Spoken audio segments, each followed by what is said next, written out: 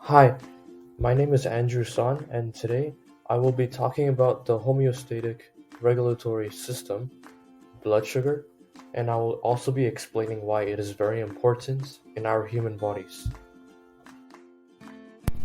So, what exactly is blood sugar?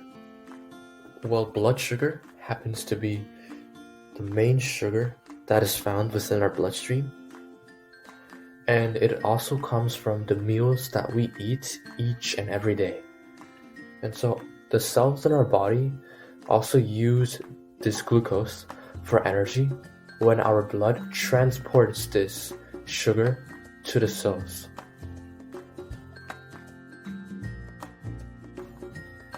A key organ in our bodies that has an important job in managing the levels of blood sugar is the pancreas. Our pancreas is a vital gland inside our body that is found inside our bellies and is located between our stomach and our spine. So this organ helps with digesting the foods that we consume and also regulates our blood sugar levels by releasing a certain hormone called insulin into our bloodstreams. In conditions, however, where the pancreas is not working properly or the body for some reason cannot use the insulin that has been synthesized, high levels of blood glucose will be in result, and eventually this would lead to diabetes. Looking towards my left, you can see a drawing of the pancreas, and on the pancreas we have a group of endocrine cells which are called the pancreatic islets, or otherwise known as the islets of Langerhans. So on the following diagram we see a zoomed in diagram of the islets of Langerhans, and in this group of endocrine cells we have these beta cells, which are cells that produce and release the hormone insulin. So next, in the next diagram, you can see a close-up of a beta cell, and we can see how the hormone insulin is being released from this cell and passes into the bloodstream. This is how the cells in our body, such as the cells in our muscle fiber, can absorb the energy that they need and support the body.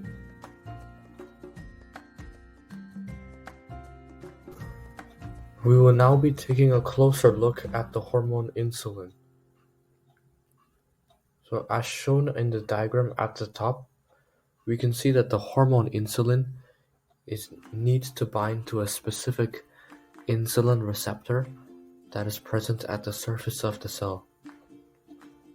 Before this binding happens though, the glucose that needs to enter the cell is unable to come in, as there is a specific closed glucose channel door at the surface of the cell blocking the sugar.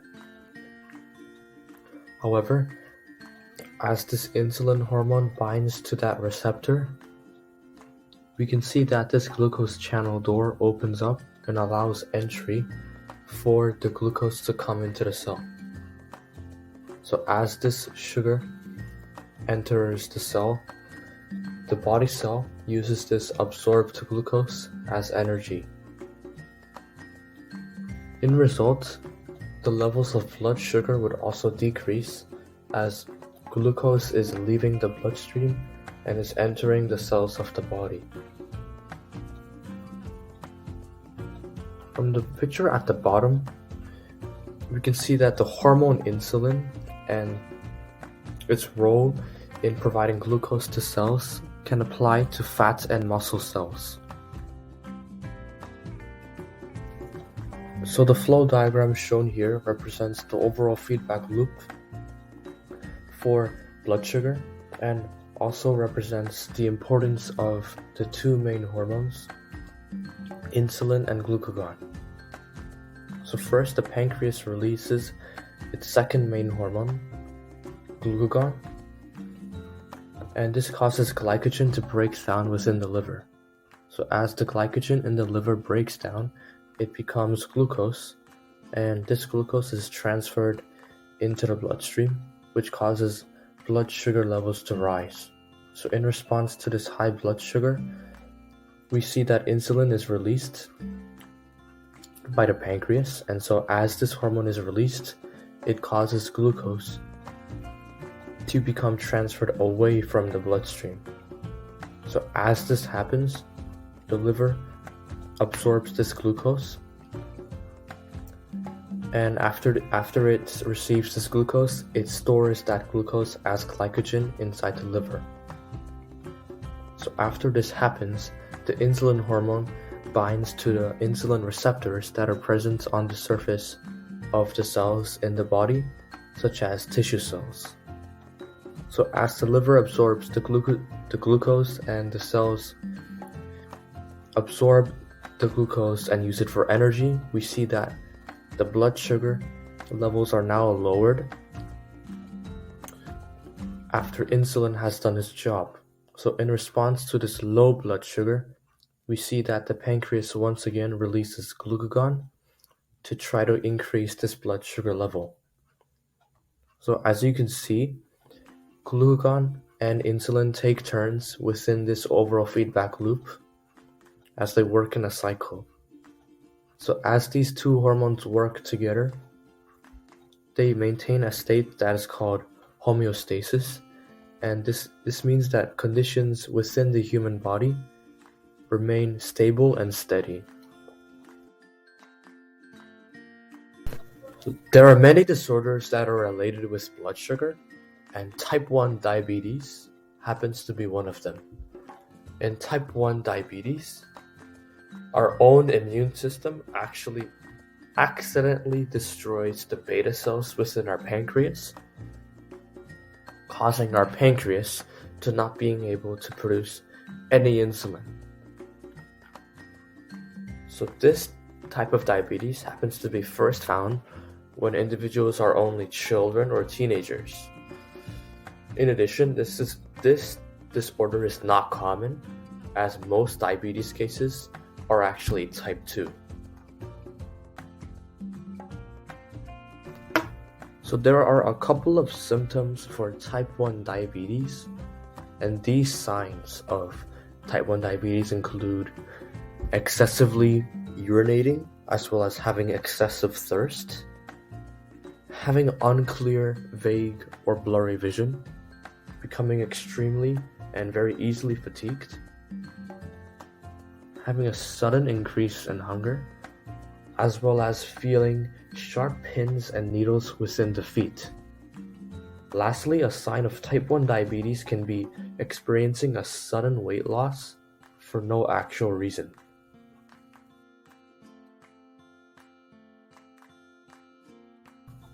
There are a couple of treatment options for type 1 diabetes.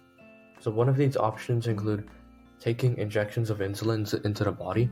So as shown in the photo here, you can see a person is injecting insulin with a needle into his belly. Another option for treatment would be counting the amount of carbohydrates in the body. In addition, oftenly checking the blood sugar levels using a blood glucose monitor is very necessary. In terms of lifestyle changes a person can make for help treating diabetes, this individual can eat healthy and nutritious foods and should exercise adequately in order to help treat diabetes. The next type of diabetes is type 2 diabetes, and this is the most common form of diabetes, as around 90 to 95% of cases of diabetes is type 2. In this disease, the body cells like the fat, liver, and muscle cells cannot correctly use insulin, so these cells are insulin resistant. What this means is that blood sugar cannot enter these cells and they cannot be used for energy.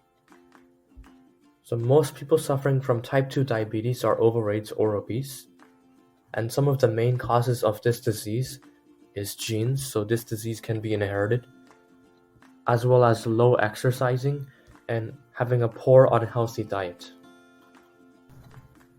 In terms of the symptoms of type 2 diabetes, they are very similar to type 1 symptoms, which I discussed earlier. So there are many treatment methods for type 2 diabetes, such as healthy eating, getting enough exercise and limiting inactivity, taking many medications for diabetes, and monitoring your blood sugar levels with devices. The final type of diabetes is type 3 diabetes, which is also known as Alzheimer's disease. So in this disorder, the neurons that are present inside the brain become unable to correctly respond to and use insulin that is in the body. So in the photo shown here, on the left side of the photo, you can see a picture of a normal person's brain, and on the right side, you can see a picture of a person's brain that is suffering from Alzheimer's disease. You can see the key differences in the physical appearances of these two brains. So some major causes of type 3 diabetes would be having a low socioeconomic status, as this would lead to chronic stress in the individual, and this would greatly lead to type 3 diabetes. Another major cause is lacking physical exercise. And finally, family history plays a role in causing type 3 diabetes, so this disease can be inherited. Some major symptoms of this type of diabetes would be memory loss. In addition, having the decreased ability to make simple judgments would be a symptom.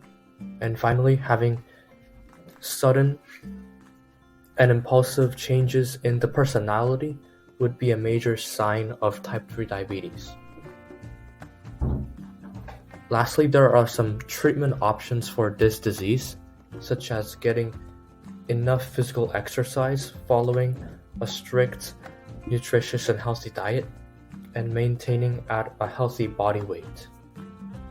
Finally, doing cognitive training would be beneficial for the brain, so this would be a good treatment method as well.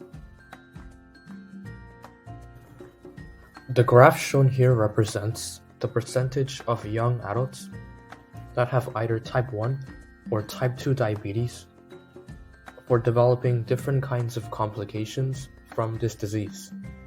So from the graph here, we can see that for every kind of complication, there is always a higher percentage of young adults for type 2 diabetes.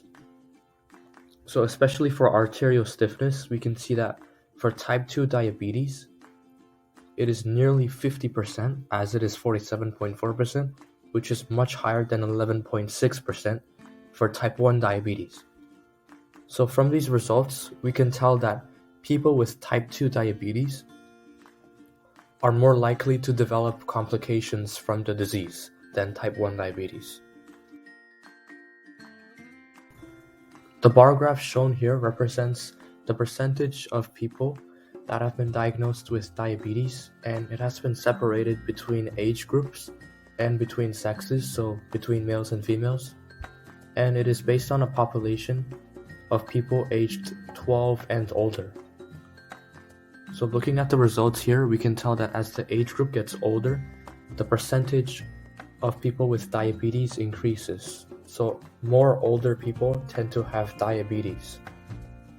We can also tell that between males and females, as males is shown with blue and females is red, that a higher percent of males tend to have diabetes. So more males actually have diabetes compared to females. It is a known fact that as time passes, the rates of diabetes in the world keeps increasing. So people should be aware of this and make changes to their lives. So this concludes my presentation on blood sugar and diabetes. Thank you for listening.